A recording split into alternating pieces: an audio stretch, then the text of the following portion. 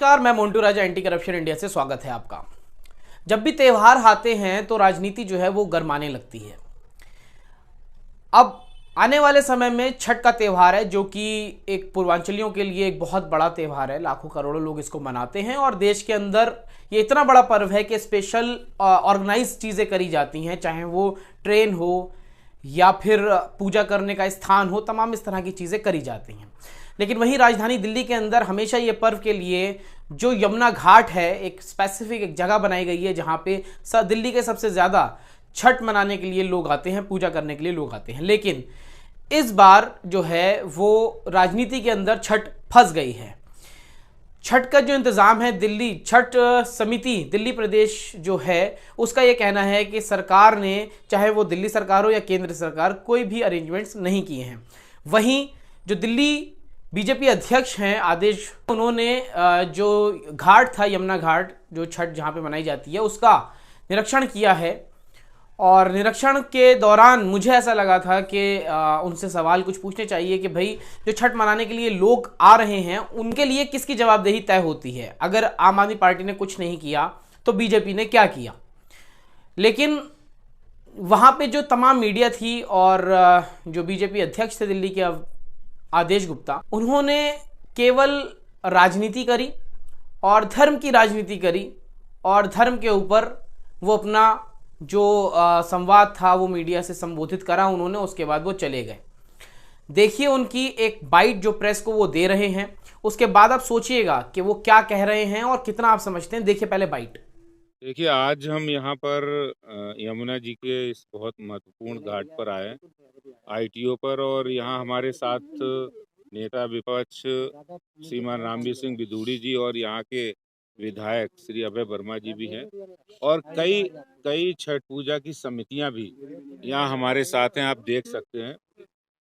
सवाल है कि दो बातें हैं। एक, यमुना जी की जो सफाई है एक बड़ा मुद्दा है, लेकिन पिछले 8 सालों से केजरीवाल सरकार ने इस पर एक रत्ती भर का काम नहीं किया है। दूसरा एक बहुत महत्वपूर्ण मुद्दा है कि छठ महापर्व आने वाला है और दिल्ली सरकार सो रही है। ये तीसरी बार ऐसा वाकया हुआ है कि हिंदू विरोधी सरकार साबित हुई है। दिवाली पर इन्होंने पटाखे पर बैन किया। छठ पूजा पर यमुना मैया हो या कोई नदी हो, उसका बड़ा महत्व होता है।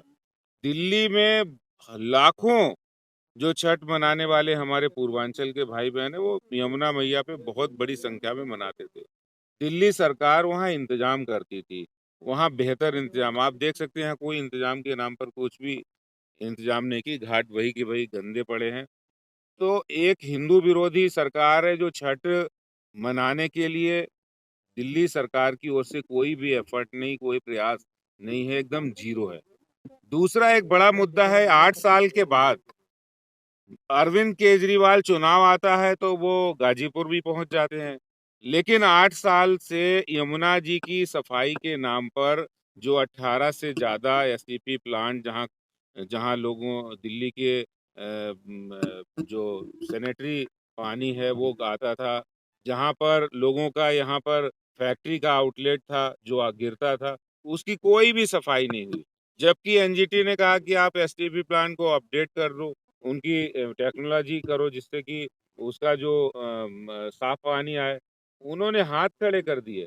तब जाके प्रधानमंत्री जी ने, केंद्रीय सरकार की मदद से, मोदी जी ने 2,500 करोड़ रुपया दिया है। और आप देखेंगे यहाँ से आप थोड़ी दूर जाएंगे तो ओखला प्लांट बन रहा है, एसटीपी प्लांट मोदी जी बनवा रहे हैं। 57,000 करोड़ लीटर पानी वहां साफ होगा, और वो पूरी तरह प्रधानमंत्री जी और केंद्र सरकार की ओर से हो रहा है। मैं आज अरविंद केजरीवाल जी से पूछना चाहता हूं कि जब चुनाव आता है तो आप कहीं भी पहुंच जाते हैं, लेकिन 8 सालों में आप ये बताएं यमुना सफाई के लिए आपने क्या किया। 8 सालों में ये बताएं आपने दिल्ली में सफाई व्यवस्था के लिए क्या किया। और ये बताइए, आपने छठ पूजा पर प्रतिबंध लगाया यमुना जी के किनारे, तो ये क्यों लगाया। आपकी ये हिंदू विरोधी मानसिकता साफ जाहिर होती है। आप चाहते तो यहाँ पर विल पावर दिखा के यहाँ पर घाट अच्छे कर सकते थे, सफाई कर सकते थे, इंतजाम कर सकते थे, लेकिन आपने नहीं किया। ये सवाल आज एक बहुत बड़ा है दिल्ली वासियों के सामने, जिसको हमने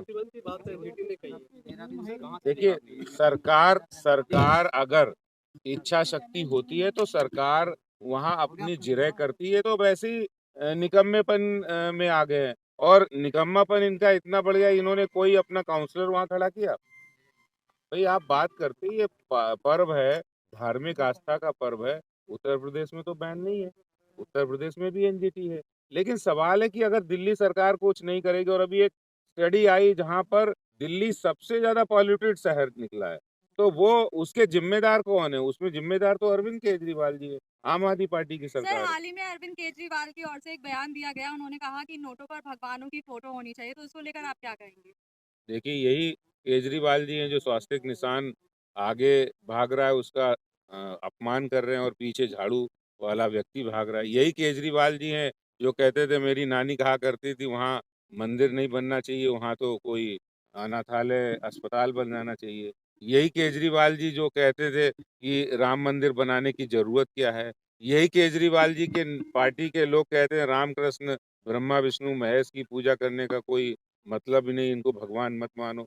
तो ये दोहरे चरित्र के आदमी है, कभी भी कहीं भी अपनी बात कह सकते हैं। चुनाव के समय जहां इनको फायदा होगा वो वैसी बात वो तो कह कहते हैं सकते कि हैं। उन्होंने एनजीटी आप की लोगों लाइन ने के उनके तहत हाथ ही बांध रखे हैं कि एनजीटी वो की बोल लाइन नहीं के पा तहत रहे ही हैं। पर्व मनाना है, ये बात तो जो उपराज्यपाल ने यमुना कही घाट के किनारे अभी क्या छठ पूजा होगी या नहीं होगी, एक बड़ा सवाल अभी भी यही बना हुआ है।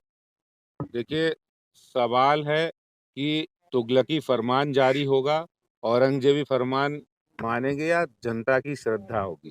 और श्रद्धा, लोग बड़ी आस्था के साथ, बड़ी सफाई के साथ, बड़ी शुचिता के साथ मनाया जाने वाला त्योहार है, सदियों से मनाया जा रहा है। लेकिन इस बार दिल्ली सरकार ने कोई काम इसमें नहीं किया है, रोड़ा अटकाया है। इसके लिए जिम्मेदार दिल्ली लेकिन सरकार है। दिल्ली सरकार तो बीजेपी पर आरोप लगा रही है सीधा-सीधा। एनजीटी देखिए, की बात वो तो कह रहे हैं कि मुद्दे- उपराज्यपाल ने आप की है ना। लोगों के हाथ बांध रखे हैं, तो क्या करेंगे? एनजीटी की देखिए, बात वैसे मुद्दे भी को उपराज्यपाल जैसे कि आपने देखा, बीजेपी अध्यक्ष उन्होंने मीडिया से बातचीत करी है और आम आदमी पार्टी को टारगेट करा है, लेकिन इसमें केंद्र की कितनी भूमिका है ये उन्होंने नहीं बताया।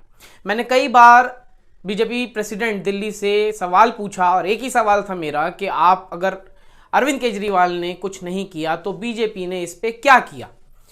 एक नहीं, दो नहीं, कम से कम 4-5 बार मैंने अपना सवाल दोहराया, लेकिन उन्होंने कोई जवाब नहीं दिया।